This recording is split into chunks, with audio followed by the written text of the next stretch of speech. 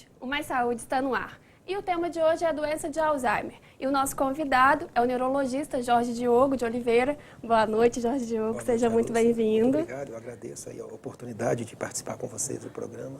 Ótimo. Hoje acho que a gente vai ter uma conversa bem produtiva aqui, bem longa. Com certeza. O assunto é bastante instigante. Bastante instigante.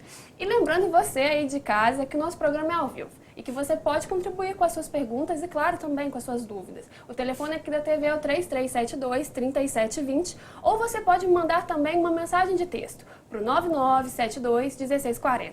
A gente aguarda as perguntas de vocês. Jorge, eu costumo brincar, né, falei isso com você nos bastidores, que eu sempre tento trazer a especificidade, né, das áreas, né, da área médica, da saúde no geral. Então eu gostaria que você explicasse para a gente o que é a neurologia e como que ela pode contribuir, né, para a saúde em geral. Harusa, a neurologia, a gente divide a medicina em especialidades, né, para facilitar de uma forma acadêmica. Então, a gente divide por sistemas, por órgãos e especialidades que cuidam dos diversos sistemas. Cardiologia cuida do coração, pneumologia cuida do pulmão, urologia cuida do rim, né? E a neurologia, ela se ocupa do sistema nervoso, né? Isso aí englobando o sistema nervoso central, sistema nervoso periférico e as doenças musculares também que cabe à neurologia. No tema de hoje, Alzheimer, né, interessa para a gente uma parte específica do sistema nervoso central, que é o cérebro, né? Que é uma parte, vamos dizer assim, do encéfalo, que é uma parte do sistema nervoso que fica dentro da cabeça e tudo isso. E o Alzheimer, ele vai comprometer células desse cérebro, né? Então, dentro da neurologia, por estudar o cérebro, a gente acaba estudando essas doenças que o acometem, o Alzheimer, né? No caso de hoje, que é um tema dentro disso, muito né? amplo. A neurologia é muito ampla, ela, né, engloba centenas, milhares de doenças, né? Porque ele, né, o nosso chefe, né, o Isso, chefe total do nosso isso. organismo. É muito complexo. Ele é né? muito complexo, né? Buscando direcionar mais nossas questões em torno do Alzheimer, eu gostaria de saber se o envelhecimento ele já prejudica por si só as tomadas de decisões racionais. Eu acho que é bom a gente desmitificar. Sim, exato, não prejudica, né? Existe talvez uma falsa impressão de que o idoso, por ser idoso, ele tem comprometimentos assim, por exemplo, da capacidade de decidir, de tomar as decisões próprias, de cuidar de si, de cuidar do seu dinheiro, de cuidar dos seus bens.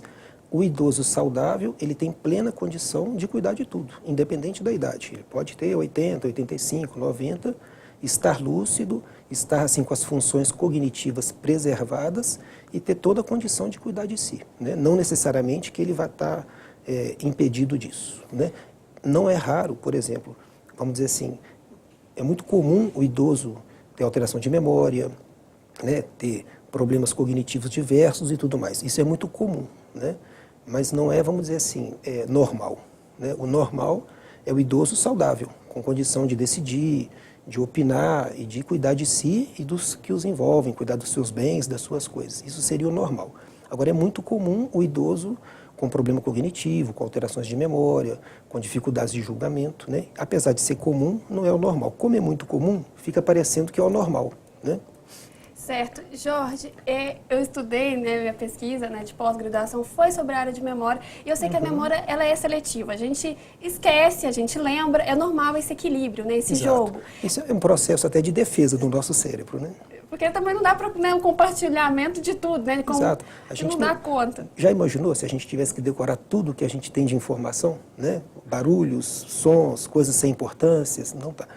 Para a gente poder ter espaço e ter condição de memorizar o que é importante, a gente tem que deletar o que não é importante, né? Isso é seletivo e vai variar de pessoa para pessoa, de acordo com seus interesses, de acordo com o seu nível de informação, né?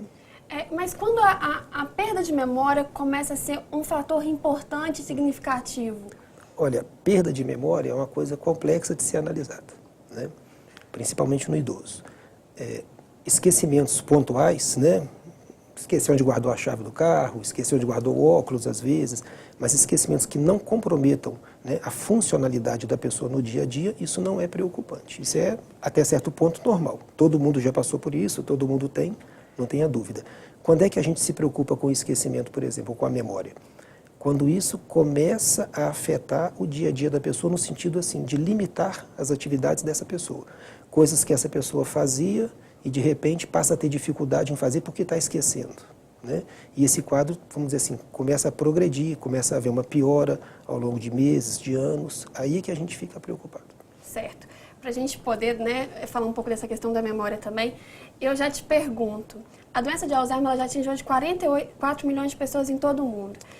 Jorge, o que é o Alzheimer? Existe uma causa? O Alzheimer. Bom, o Alzheimer é uma doença degenerativa, neurológica, né, porque acomete o cérebro, como a gente falou antes, né? É uma doença hoje muito prevalente, né? Existem várias estimativas de números de casos mundiais, mas estima-se que seja mais de 40 milhões realmente em todo o mundo. É uma doença ainda subdiagnosticada, quer dizer, muitos pacientes têm Alzheimer e a gente nem sabe. Então esse número, inclusive, ele pode até ser maior, né? É uma doença degenerativa, ou seja, uma doença progressiva, que vai atingindo o cérebro e comprometendo as suas funções, né? Ela pode ser lentamente progressiva, ela pode ser rapidamente progressiva em outros casos, isso é muito variável. E ela tem vários fatores, vamos dizer assim, desencadeantes, talvez, podemos chamar, né? Fatores de riscos, né? Fatores causais. E quanto mais prevalente esses fatores, quanto mais presentes esses fatores, maior o risco que a pessoa venha a desenvolver o Alzheimer, né?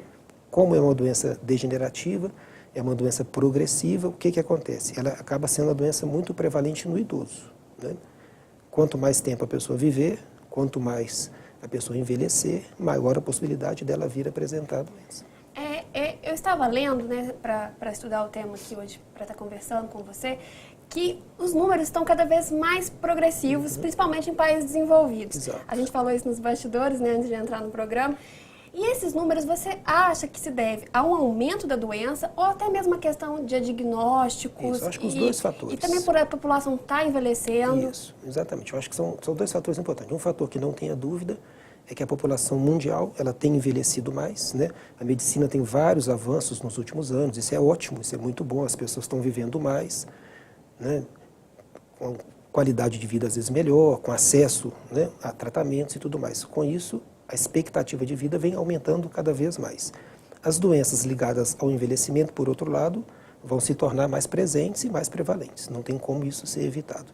Então, hoje a gente percebe assim, um aumento, né, significativo nos casos de Alzheimer, no diagnóstico, no número de casos mundiais, em função da população estar vivendo mais. O diagnóstico também tem sido mais, né, muito mais feito hoje. Antigamente a pessoa tinha Alzheimer, está caduco, é velhice, é normal, né, está esclerosado. Hoje em dia, tudo isso sabe que, na verdade, é Alzheimer, ou é um quadro demencial, vamos dizer assim, não necessariamente Alzheimer, né? Mas é uma demência. E existe uma preocupação, como a população está envelhecendo mais, pesquisa-se mais a respeito disso, então procura-se mais fazer o diagnóstico, então tudo isso colabora para que o número de casos venha a aumentar progressivamente. E a tendência natural é que aumente cada vez mais. Certo, a gente vai continuar daqui a pouquinho no próximo bloco. Lembrando você aí de casa que você pode participar do nosso programa pelo telefone 3372-3720 ou nos mandando uma mensagem de texto para o 9972-1640. A gente vai para um breve intervalo e voltamos já já.